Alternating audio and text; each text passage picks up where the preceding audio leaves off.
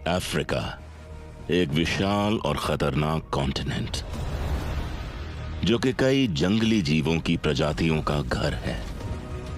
यहाँ की मुश्किल परिस्थितियों में जिंदा रहना हर किसी के बस की बात नहीं है, पर कुछ जीवों ने यहाँ जिंदा रहने के तरीके खोज निकाले हैं, और वो हैं सांप। ये हर जगह पर राज करते हैं, सूखे रेगिस्तान से लेकर घने जंगलों और घास के मैदानों तक। अफ्रीका के सांप सर्वाइवल के इस खेल के माहिर खिलाड़ी हैं। ये कहानी है उनके हर मुश्किल परिस्थिति में खुद को ढालकर दुनिया के सबसे खतरनाक कॉन्टिनेंट्स पर राज करने की।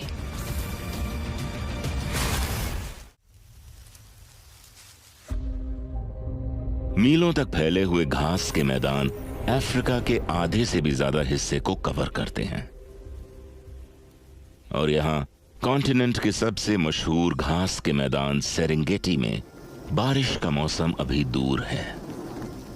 जमीन सूख चुकी है और खाने की भी कमी है, और यहाँ के जीवों को बारिश आने तक जैसे तैसे अपना पेट भर गुजारा करना होगा।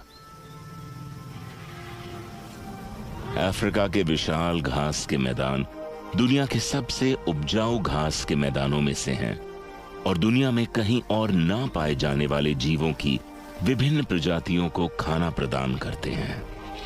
यहाँ के बड़े जानवर आपका ध्यान जरूर आकर्षित करेंगे, लेकिन अगर आप थोड़ा गौर से देखें तो आपको घास के अंदर रेंगता हुआ एक और जीव भी दिखाई देगा। अफ्रीका 600 से भी ज्यादा सांपों की प्रजातियों का घर है, जिनमें से एक को आज इतनी भूख लगी है जितनी महीनों तक सूखा पड़ने के बाद किसी को लग सकती है। ब्लैक माम्बा दुनिया का सबसे तेज लैंड स्नेक है और सबसे घातक भी। इंसानों से भी तेज दौड़ सकने वाला यह सांप खाने की तलाश में तेजी से रेंग रहा है। इसे यहां बड़े जानवरों के पैरों के नीचे कुचले जाने के अलावा और किसी चीज से खतरा नहीं है, और ऐसा होने से बचने के लिए ये अपना सर घास से ऊपर उठाकर रेंगता है। फिर भी अगर कोई इनके करीब आ जाए तो फिर उसकी शामत है।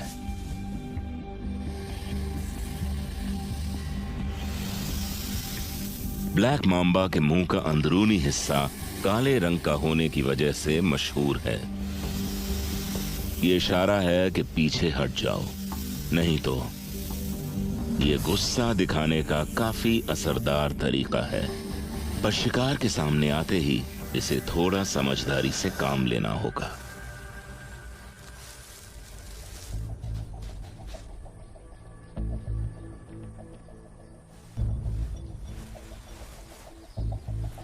ब्लैक माम्बा ने चूहे के बिल से आने वाली गंध का पीछा करना शुरू कर दिया है।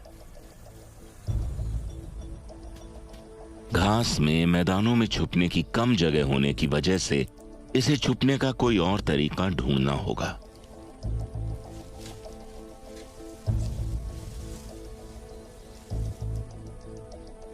ठीक जमीन की ही तरह पेड़ों का बखूबी सहारा लेकर ये चोरी छुपे बिल की तरफ आगे बढ़ता है और एक ऐसी जगह तलाश करता है जहां से ये आराम से अपने शिकार को लपक सके।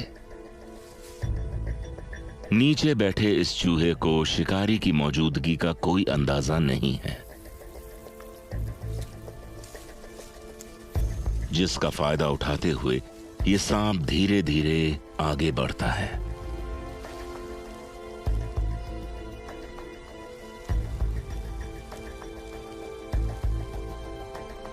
अब वो शिकार के लिए तैयार है।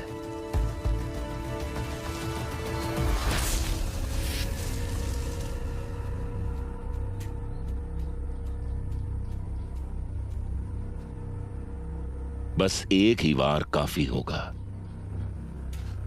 ब्लैक माम्बा के जहर की बस 2 बूंदें एक अच्छे खासे इंसान के साइज के जीव की जान लेने में सक्षम होती हैं।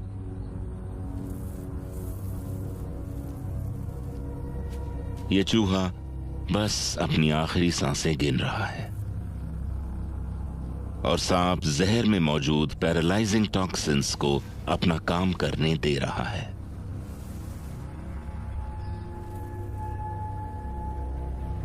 सांप उसे हिलाकर तसल्ली करता है और फिर अपनी दावत शुरू करता है।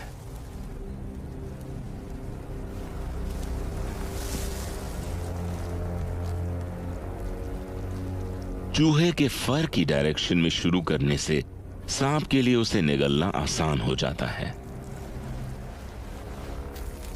उसे निगलने से भी पहले से पाचन शुरू हो चुका है। इन सांपों के जहर में ऐसे एंजाइम्स होते हैं जो पहले ही चूहे को ब्रेक डाउन करना शुरू कर देते हैं। और अब एक बढ़िया लंच के बाद ब्लैक मैम्बा धूप सेकने के मूड में है। ये यहां रहकर सूरज की ऊर्जा को खाने को जल्दी पचाने के लिए इस्तेमाल कर रहा है। इतने बड़े आकार का खाना हफ्तों तक चल सकता है, लेकिन शायद इसे जल्दी ही दोबारा खाने का मौका मिलने वाला है।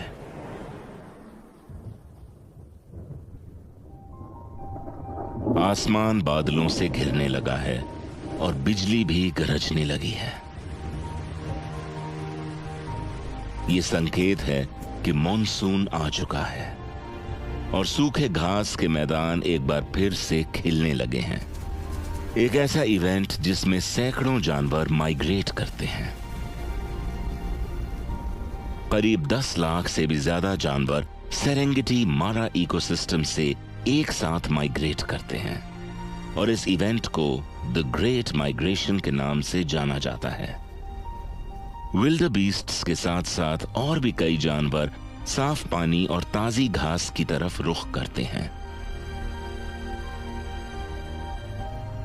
इस समय सबके लिए भरपूर खाना होता है, न ही सिर्फ यहां पर चरने आए हुए हर्बिवोर्स के लिए, पर कार्निवोर्स के लिए भी। सवाना के सबसे विशाल रेप्टाइल्स, क्रोकोडाइल्स, नदियों पर घात लगाकर बैठे हैं।